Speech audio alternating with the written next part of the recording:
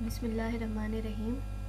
आज हम डेरिवेटिव्स में नए फंक्शंस ऐड कर रहे हैं। आज हमने फाइंड आउट करने derivative of inverse trigonometric function. अब तक हम बहुत सारे फंक्शंस कर चुके हैं, जैसे कि सबसे पहले हमने अलजेब्राइक फंक्शंस के जिन पे पावर रूल लगता है, फिर ये ख़ास फॉर्म वाला कि ए एक्स प्लस बी की पावर एन अगर इस टाइप का है तो तब क्या करना है। फिर हमने ट्रिग्नोमेट्रिक फंक्शंस की, एक्सपोनेंशियल फंक्शन किया है, लॉगरिथमिक फंक्शन किया। आज हम कर रहे हैं इन्वर्स ट्रिग्नोमेट्रिक फंक्शन, और ये मेरे ख्याल से आखिरी ही है फंक्शंस का टॉपिक। इसके बाद इसके रूल्स भी ख़त्म हो गए, फंक्शंस भी ख़त्म हो गए, और फिर हम हायर डेरिवेटिव्स की तरफ आएंगे, ठीक है, और इम्प्लिसिट डिफरेंशिएशन भी करेंगे।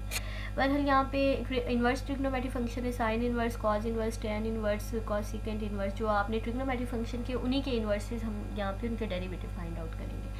सबसे पहले है साइन इन्वर्स ऑफ एक्स। इसका डेरिवेटिव कैसे आपने फाइंड आउट करना है, आपने करना है 1/1 माइनस एक्स स्क्वायर, यानी साइन इन्वर्स के साथ जो भी टर्म है पहले आपने 1/1 माइनस एक्स स्क्वायर कर देना, ये वाली टर्म का स्क्वायर करना, ऊपर अंडर रूट ले लेना, ठीक है। साइन इन्वर्स के साथ जो भी टर्म है उसे आपने कैसे लिखना है, 1/1 माइनस उसी टर्म का स्क्वायर और ये स्क्वायर रूट, बस ये वाली टर्म का यहाँ पे स्क्वायर पुट कर देना, बाकी ये सारी की सारी फॉर्म वैसे की वैसे रहेगी। ये साइन इन्वर्स का है। कॉज इन्वर्स का फॉर्मूला क्या है, यही सेम है, बस माइनस के साथ आ जाता है, ठीक है, सेम साइन जैसे, बस इसमें -1 होता है।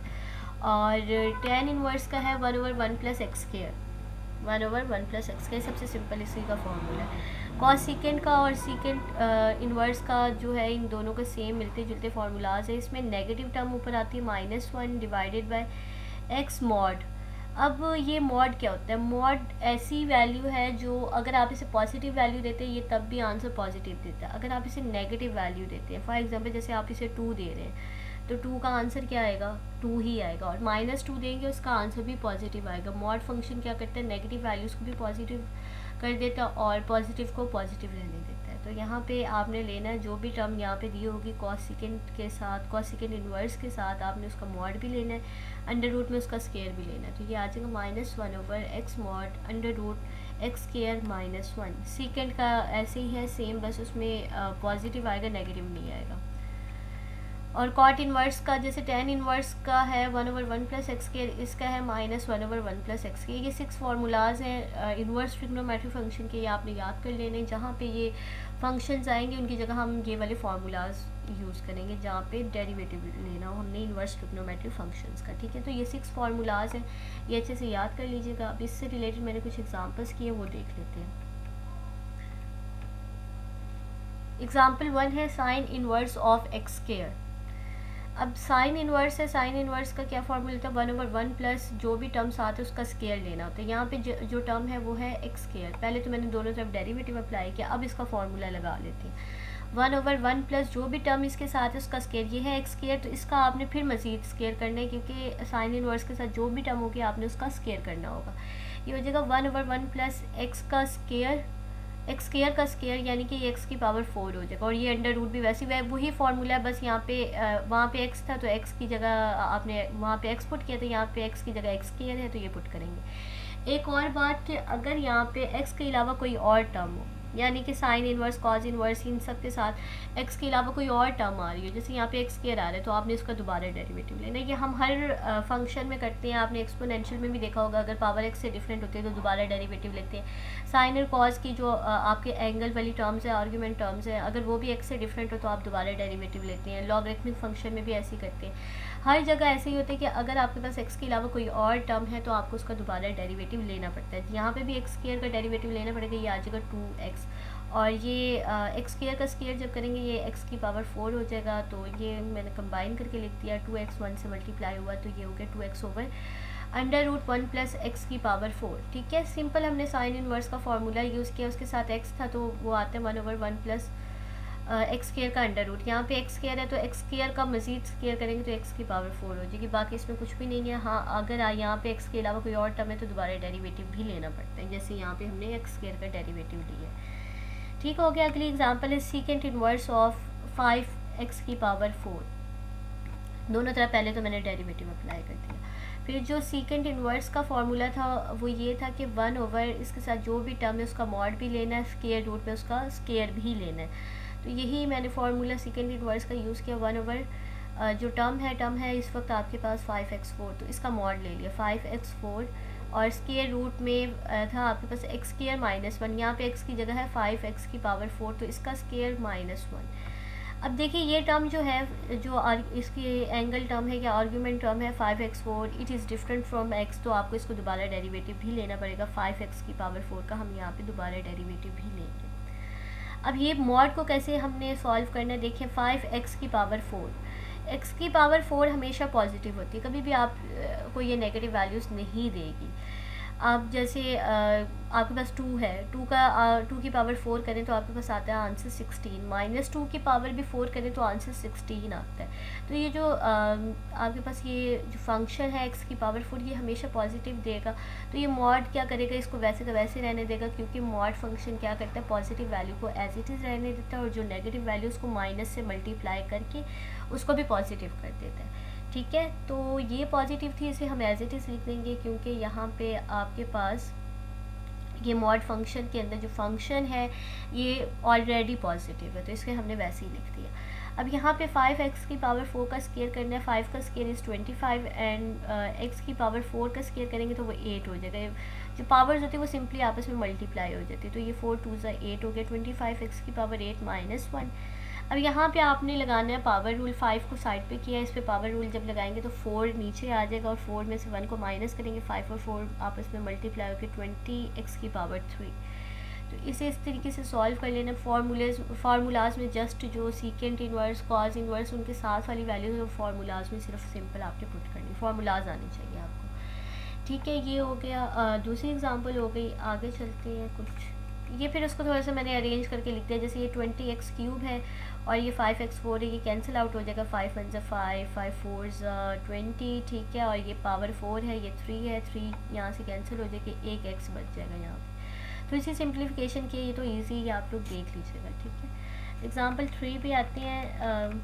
अब देखिए इस टाइप के भी आ सकते हैं फंक्शन, जैसे मिक्सअप करके ln of tan inverse of x। अब यहाँ पे एक ही फंक्शन है, दो फंक्शन नहीं है, जैसे कि हमने लास्ट लेक्चर में भी देखा था, एग्जांपल की थी ln sin x, तो वो एक ही फंक्शन था। हाँ, फिर उससे रिलेटेड एक और हमने एग्जांपल की थी ln x sin x, वो दोनों डिफरेंट फंक्शंस थे। यहाँ पे भी सेम ये एक ही फंक्शन है ln of tan inverse of x, यानी ये लॉगरिथमिक फंक्शन का आर्ग्यूमेंट टर्म क्या है, tan इनवर्स ऑफ x। तो पहले हम तो इसका डेरिवेटिव लेंगे, नेचुरल लॉग का डेरिवेटिव अप्लाई किया। नेचुरल लॉग का डेरिवेटिव कैसे लेते हैं, इसके साथ जो भी टर्म होती है उसे 1/, की फॉर्म में लिख देते हैं। तो ln के साथ ये tan इनवर्स है, इसे मैंने 1/, की फॉर्म लिख दिया, ये हो गया 1/tan इनवर्स ऑफ x। आगे आपने डेरिवेटिव लेना है tan इनवर्स ऑफ x का, जैसे आप करते हैं कि लॉग के साथ अगर x के अलावा कोई टर्म है तो उसका दोबारा डेरिवेटिव लेना पड़ेगा, तो हमने दोबारा यहाँ पे इसका डेरिवेटिव लिया। और tan इनवर्स ऑफ x का डेरिवेटिव सिंपल फार्मूला यूज़ कर लेंगे 1/1 + x², क्योंकि इसके साथ x ही है तो वही टर्म आ जाएगी 1/1 + x²। दोनों को मैंने एक साथ लिख दिया, ये आंसर आ गया। ठीक है, तो ये एग्जाम्पल 3 हो गई इसकी।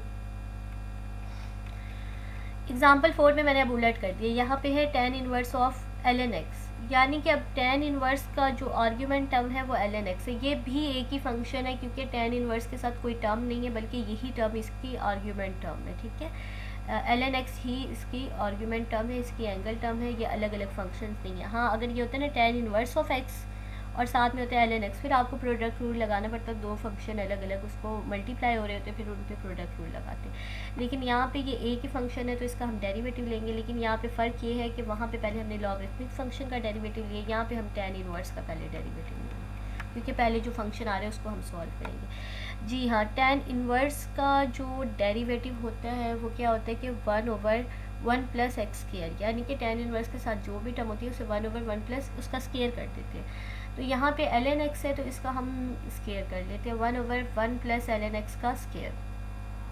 ठीक है, यहाँ पे अगर x होता है तो ये होता है 1/1 + x², यहाँ पे अगर 2x होता है तो ये होता है 1/1 + 2x का स्केयर। यहाँ पे ln x है तो यहाँ पे हमने उसकी जगह ln x लिख दिया 1/1 + ln x का स्केयर। दोबारा ln x का डेरिवेटिव लेंगे, ये 1/x के इक्वल है, ये सॉल्व हो गया यहाँ पे सिंपल। ठीक है, तो ये आ गया 1/x, इन दोनों से मल्टीप्लाई हो गया, मैंने ब्रैकेट लगा दिए। ठीक है, 1 + ln x का स्केयर। ये दोनों एग्जांपल्स में ये बताने का मकसद ये है कि जो पहले आपके पास फंक्शन आ रहा है ना, पहले आपने उस पर रूल अप्लाई करना है। अगर लॉगरिथमिक फंक्शन पहले, तो आपने पहले नेचुरल लॉग का डेरिवेटिव लेना है, फिर उसकी आर्गुमेंट टर्म का आपने डेरिवेटिव लेना है। और अगर आपके पास tan इनवर्स जैसे पहले, तो पहले आप tan इनवर्स का डेरिवेटिव लेंगे और फिर आप नेचुरल लॉग का डेरिवेटिव लेंगे। देखिए दोनों के आंसर डिफरेंट आ रहे हैं, इसलिए अपनी मर्ज़ी से अरेंजमेंट को चेंज नहीं करना। जो फंक्शन पहले आ रहा है पहले आपने उसका डेरिवेटिव लेना। ठीक हो गया, आगे चलते हैं। आगे एग्जांपल 5 में हमारे पास एक x cos inverse of x. अब ये दो फंक्शन है, एक फंक्शन है एक्स और एक फंक्शन है कॉज इनवर्स ऑफ एक्स। यहाँ पे फिर हम क्या लगाएंगे, प्रोडक्ट रूल, क्योंकि जब दो फंक्शन मल्टीप्लाई हो रहे हो तो हम उस पर लगाते हैं प्रोडक्ट रूल। दोनों ने पहले तो मैंने सिंपल डेरिवेटिव अप्लाई किया। अब प्रोडक्ट रूल कैसे लगेगा, पहला फंक्शन वैसे ही दूसरे का डेरिवेटिव यानी कॉज इनवर्स ऑफ एक्स का derivative plus cos inverse of x वैसे ही और डेरिवेटिव एक्स का। ठीक है, तो ये एक्स वैसे ही कॉज इनवर्स ऑफ एक्स का हमें फार्मूला आता है which is 1/1 minus x square under root. ये मैंने सिंपल फार्मूला यहाँ पे यूज़ किया। और दूसरी साइड पे हमने एक्स का डेरिवेटिव लिया है तो ये 1 आ गया। इसे मल्टीप्लाई कर दीजिए, आगे minus x/1 minus x square का under root plus cos inverse of x. ये इसका आंसर आ गया। अब ये होगा कि जो फंक्शंस हैं, जैसे हमने 4-5 टाइप्स की, अलजेब्राइक, एक्सपोनेंशियल, लॉगरिथमिक, ट्रिग्नोमेट्रिक और इनवर्स ट्रिग्नोमेट्रिक, इन सब के कम्बिनेशन आएंगे। हो सकता है ये दोनों डिवाइड हो रहे हैं, इन दोनों में से कोई फंक्शन, कोई मल्टीप्लाई हो रहे होंगे, कोई एडिशन सब्ट्रैक्शन हो रही होगी। तो उस लिहाज से हम ये प्रैक्टिस करेंगे क्वेश्चंस। आज के टॉपिक में हमने इनवर्स ट्रिग्नोमेट्रिक फंक्शंस किए हैं और इनको डिफरेंट फंक्शंस के साथ देखें, जैसे लॉगरिथमिक फंक्शन के साथ इनका कम्बिनेशन बनाया, फिर हमने प्रोडक्ट रूल वगैरह किए। तो इससे रिलेटेड क्वेश्चंस की जो PDF फाइल है मैं बाद में सेंड कर दूँगी। अब चैप्टर तकरीबन एंड होने वाला है, तो मैं आपकी ना प्रैक्टिस क्वेश्चन साथ साथ बनाती हूँ, फिर आप लोग वो करके मुझे उसकी PDF फाइल भेज देंगे। आज के लेक्चर में अगर कोई बात नहीं समझ आई तो हम लाइव सेशन में इसको डिस्कस कर लेंगे। ठीक है, लेक्चर यहीं पे एंड करते हैं, फिर आप लोगों से ज़ूम पे बात होगी।